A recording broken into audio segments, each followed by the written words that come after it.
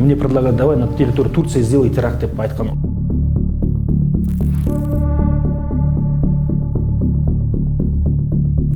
Тебе дайындап жалеют, все приготовят.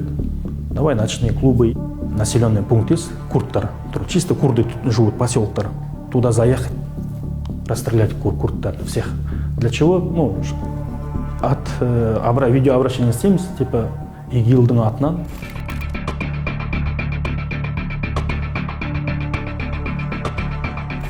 Сен осындай вахабист террористсің қылып кеттің деп, аналарым, тумаларым бастырды.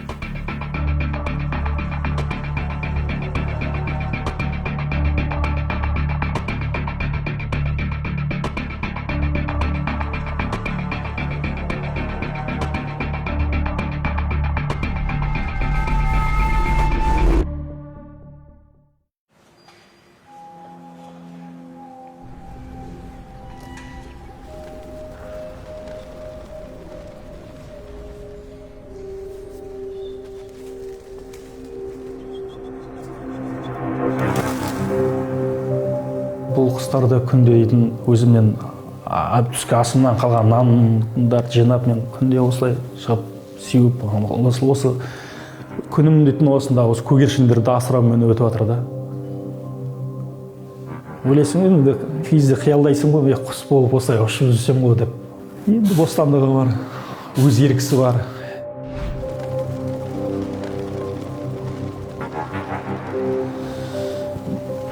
Бақыт дейтін басқа жерден іздейміз, бақытты боламыз, андай боламыз деп.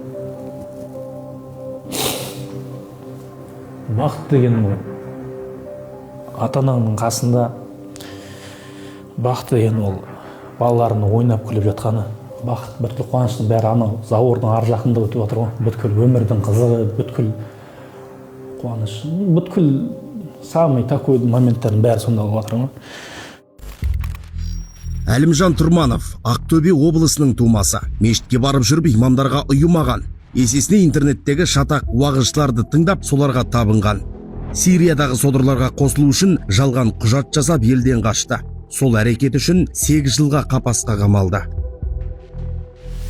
Діни білімімізді арттыруымыз керек деген сондай неде болды да, ұғымда, не ұғым дегенде не ниетте болды да, солай. Саид Бурятский дегендердегі сондай кісілердің нелерін, лекцияларын тап, Абу Омар Сацистеринский, Ахмед Мединский, Надыр Абу Хаулет дегендер, солардың нелерін тыңдап, сол кісілердің несін тыңдап жүрді, сөйтіп жүрді да, сосын сол кісінің сондай кісілерге еліктік беттік та. Видеоларды қараймыз ғой, сол Сирия мен Ирақ туралы.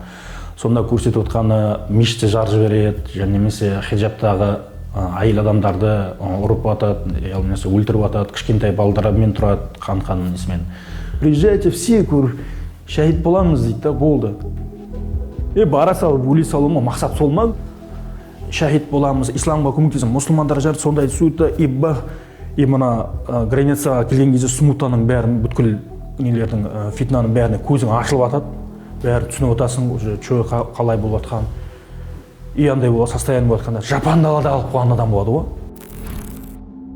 Әлеуметтік желіде Саид Бурятский, Абу Омар Саситлинский, Ахмад Мединский, Надир Абу Халид лақабатымен танылған псевдо уағызшылардың бәрі Дағыстаннан шыққан. Имарат Кавказ халықаралық террорлық ұйымының идеологиялық сүрлеуінен өтіп шыңдалған. Интернет арқылы кер тартпа, қоғамға қауіпті радикалды идеологиядан насихаттайды. Намазды күпірлік пен мұсылмандықты ажырататын өлшем деп бағамдайды. Бұлар өздерін қолдамағандарға тәкбір шығарған қылмыскерлер. Саид Бурятский, Ахмад Мединский, Надир Абу Халид лаңкестердің сапында жүріп мерт болды. Ал Абу Омар Саситлинскийге Ресей Федерациясы халықаралық іздеу жариялады. Саид Бурятскийдің дискілері, уағыздары, тарих сабақтары, көбінесе жихад туралы. Солар келіп бізге белең алып бастады сол кезде. Ол кісінің айтуы бойынша негізі хронология кестеге қарайтын болсақ, дәл сол кезге келіп тұр. Адамдардың жаппай дінге бет бұру. Арабша сөйлейтін адамдар бізге бәрі таңсық болды. Солардың бәрі қызық болды. Арабша сөйлейтін адамның барлығы не деп ойладық біз? Сапалы ақпарат береді деп ойлады барлығы. Ең бірінші себеп адамдардың діни сауатсыздығында деп білемін мен негізге. Ең бірінші үлкен себебі осы. Адамдардың діни сауатсыздығы.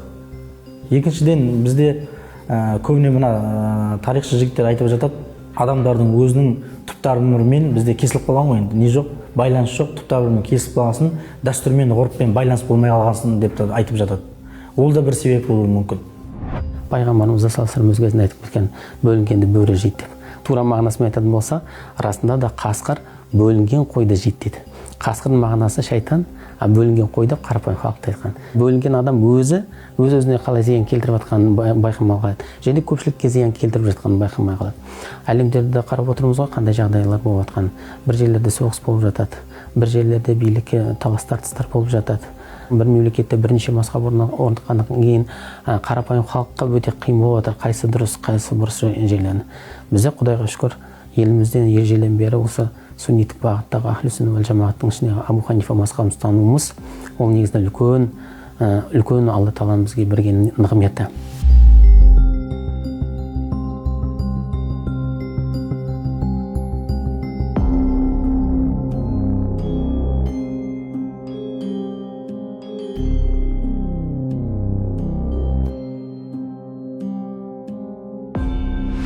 Сириядағы Аль-Каиданың не, Афғанстандағы Аль-Каиданың не, Сириядағы ИГИЛ не, Афғанстандағы ИГИЛ не, бәрі бір ғой.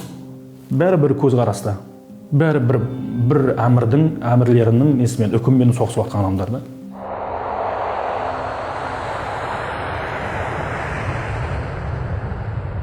Мен солай ұштымда Стамбулға ұшып бардым.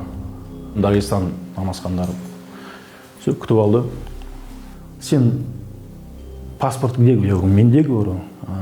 Паспортын жыртып таста да, иде қайтан ғұсыл полностью жуын дейді да, қайтан исламға қабылда дейді. Тек кафир дейді да маған. Паспортқа қол қойдың дейді, темсамын сояқтың заңына бас үйдің дейді. Сол кезде мен де шыдай алмай оны ұрам. Салафизм, вахабизм деген нәрсе агрессияны көп насихаттайтын идеология. Агрессия. Кәпір деп айту. Такфирге шығару деген не ол? Пайғамбарымыз алейхиссалату вассалам мұсылмандардың территориялық құқығын, өзінің отбасылық құқығын қамтамасыз етпеді. Не деді? Бір мұсылманға бір мұсылманның ары, қаны арам деді. Ал осы адамды такфирге шығару, оның ары мен қанын өзіне халал етіп алу такфирдің негізгі мақсаты. Мұсылманды өлтіру ғой, былайша айтқанда. Ақыл-қиратен айттым, тобырдың жоғары қарай көтерілуі болды. Қарапайым сержантты генералға сала бермейміз ғой. Оның өзінің өтетін бір жолдары болады, өткелдері болады, тәжірибесі болады деген сияқты. Қаупі не болды? Бүлікке ұласты, біріншіден. Бүлікке ұласты. Ең желкеншісі адамдар бір-бірімен амандаспай қойды. Адамдар бір-бірінің сәлемін алмай қойды. Бір-біріне такфир шығарды, анау кәпір деді, анау бидағатшылық деді, барлығы.